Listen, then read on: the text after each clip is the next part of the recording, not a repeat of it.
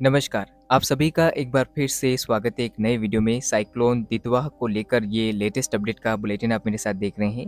और कोस्टल श्रीलंका के तटों के पास बना साइक्लोनिक स्टॉर्म दितवा काफ़ी तेज़ी से आगे बढ़ रहा है। बंगाल की खाड़ी में ये उत्तर-पश्चिम दिशा में पिछले 6 घंटों में 10 किलोमीटर प्रति घंटे की रफ्तार से आगे बढ़ा है। और इस वीडियो में हम ईसीएमडब्ल्यूएफ मॉडल, ईसीएमएआई मॉडल और जीएफएस मॉडल के अनुसार साइक्लोन का फुल एनालाइज़ करेंगे। और कहाँ पर किस तरह की बारिश हो सकती है, किस तरह का प्रभाव देखने को मिलेगा, इसके ऊपर डिस्कशन करेंगे। तो चलिए इस वीडियो में हम आगे बढ़ते हैं और वीडियो को शुरू करते हैं। लेकिन उससे पहले आप सभी से थोड़ा-सा आग्रह रहेगा कि अगर आपको ये वीडियो पसंद आता है तो वीडियो को लाइक, चैनल को सब्सक्राइब करना ना भूलें और बेल नोटिफिकेशन को भी ऑन कीजिएगा। अब आप स्क्रीन पर ईसीएमडब्ल्यूएफ मॉडल देख सकते हैं, जिसमें आप अभी रिसेंटली में ये सिस्टम किस तरह से बना हुआ है ये देखिए। और उसके बाद आज दोपहर तक ये सिस्टम संभावना है कि उत्तर-पश्चिम दिशा में आगे बढ़ता हुआ बंगाल की खाड़ी के कुछ और हिस्सों में आगे बढ़ेगा।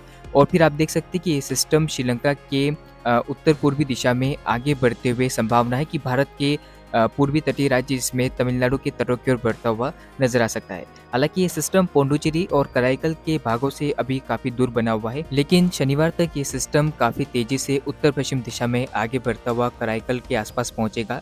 फिर यहाँ से सिस्टम उत्तर-पश्चिम दिशा में आगे बढ़ सकता है। फिलहाल संभावना है कि ये सिस्टम पुडुचेरी और चेन्नई के बीच में लैंडफॉल कर सकता है।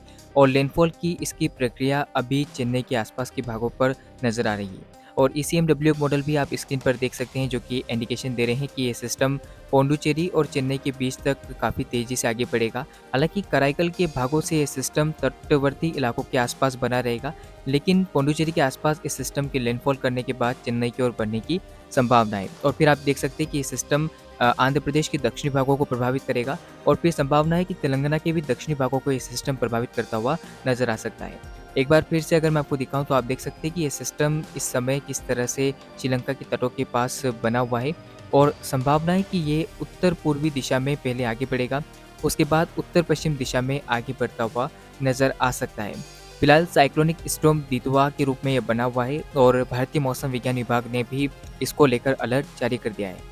अब आप स्क्रीन पर ईसीएमएआई मॉडल देख सकते हैं, जिसमें स्पष्ट रूप से इंडिकेशन ट्रैक को लेकर नजर आ रहा है। फिलहाल सिस्टम साइक्लोनिक स्टॉर्म दितवा के रूप में है और ये सिस्टम उत्तर पश्चिम दिशा में आगे बढ़ेगा। हालांकि ईसीएमएआई मॉडल ऐसा इंडिकेशन दे रहे हैं कि ये सिस्टम श्रीलंका को भारी से अति भारी बारिश देकर आगे बढ़ेगा।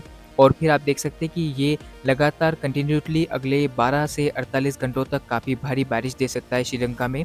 और शनिवार तक इस सिस्टम से भारी बारिश की गतिविधियां श्रीलंका और भारत के दक्षिणी प्रायद्वीपीय भारत के राज्यों पर देखने को मिल सकती है। हालांकि साइक्लोन आप देख सकते हैं कि काफ़ी इंटेंसिफाई तो नहीं है, लेकिन फिर भी इस सिस्टम के अंदर लगभग 65 से 70 किलोमीटर प्रति घंटे की रफ्तार से हवाएं चल सकती है। और आईएमडी का भी यही कहना है कि इस सिस्टम के चलते तूफानी हवाएं चलने और भारी बारिश की आशंका फिलहाल नजर आ रही है। ईसीएमएआई मॉडल आप स्क्रीन पर देख रहे हैं और मॉडल ट्रैक लगातार इंडिकेशन दे रहे हैं कि ये सिस्टम तटीय इलाकों के आसपास से ही आगे बढ़ेगा। तो ऐसे में ये सिस्टम चेन्नई कराईकल से लेकर पोंडुचेरी और फिर आगे बढ़ता हुआ ये सिस्टम दक्षिणी आंध्र प्रदेश के तटों के पास डीप डिप्रेशन और फिर डिप्रेशन की इंटेंसिटी में कमजोर होता हुआ नजर आ सकता है। हालांकि फिर यहाँ से सिस्टम के आगे बढ़ने की कोई उम्मीद नहीं है। हालांकि पिछले कुछ दिनों से जो मॉडल इंडिकेशन दे रहे थे कि ये सिस्टम बंगाल की खाड़ी में इंटेंसिफाई करेगा और फिर म्यांमार की ओर जाएगा, तो ऐसा फिलहाल कोई भी इंडिकेशन नहीं है। और न ही इस सिस्टम के अभी उड़ीसा तक पहुंचने की कोई उम्मीद नज़र आ रही है, क्योंकि ये सिस्टम तटीय इलाकों के पास से ही कमज़ोर होना शुरू हो जाएगा। तो ऐसे में संभावना है कि उत्तरी आंध्र प्रदेश के ऊपर ये सिस्टम कमज़ोर होता हुआ नज़र आ सकता है लो प्रेशर के रूप में। और फिर ये सिस्टम संभावना है कि बंगाल की खाड़ी में वापस मिल जाएगा और फिर ये खत्म होता हुआ भी नज़र आ सकता है। तो फिलहाल ये था साइक्लोन का ट्रैक। और अब बात करते हैं कि किस तरह की बारिश होगी, क्योंकि बारिश बहुत इंपॉर्टेंट है। आप देख सकते हैं कि भारी से अति भारी बारिश की संभावना अगले 5 दिनों के दौरान सबसे ज़्यादा श्रीलंका के तटों पर दिखाई दे रही है। इसके अलावा तमिलनाडु के दक्षिणी तटीय इलाकों में भारी से अति भारी बारिश की गतिविधियां आपको देखने को मिल सकती है।